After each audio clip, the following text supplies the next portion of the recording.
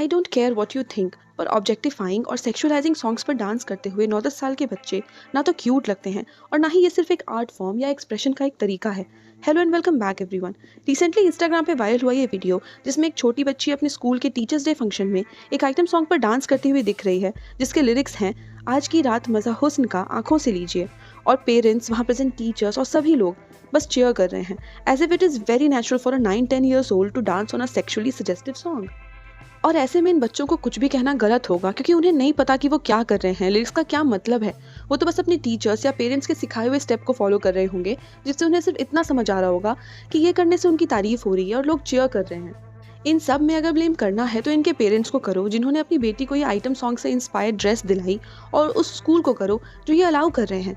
हर चीज़ की एक जगह होती है। अगर आपके हिसाब से बस यही एक डांस फॉर्म है जो आपको करना ही है, तो क्या ये सब स्कूल में या एजुकेशनल इंस्टीट्यूशन में करना ज़रूरी है, या फिर अपने माइनर यंग बच्चों से ये सब करवाना ज़रूरी है? और ये कोई नई बात नहीं है। पहले भी ये टीवी पर चाइल्ड डांसिंग रियलिटी शोज में होता आया है, जिसमें बच्चे अजीब कपड़े पहनकर आइटम सॉन्ग्स पर ट्वर्क करते हुए भी नजर आए हैं, जो कि personally I find very wrong.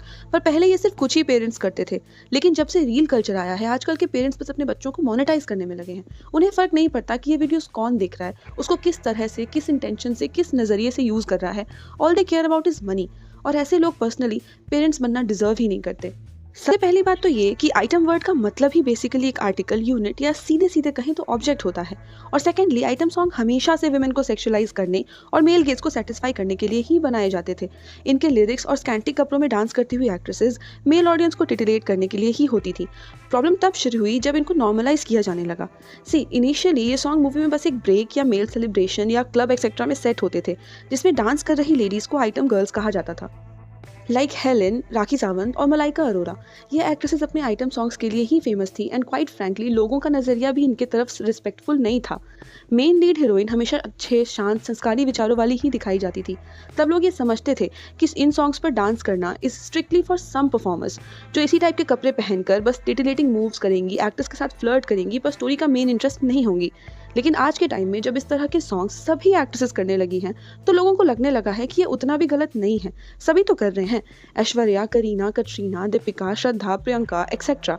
ऐसी कोई भी एक्ट्रेस नहीं है जिनके नाम पे कोई आइटम सॉन्ग ना हो।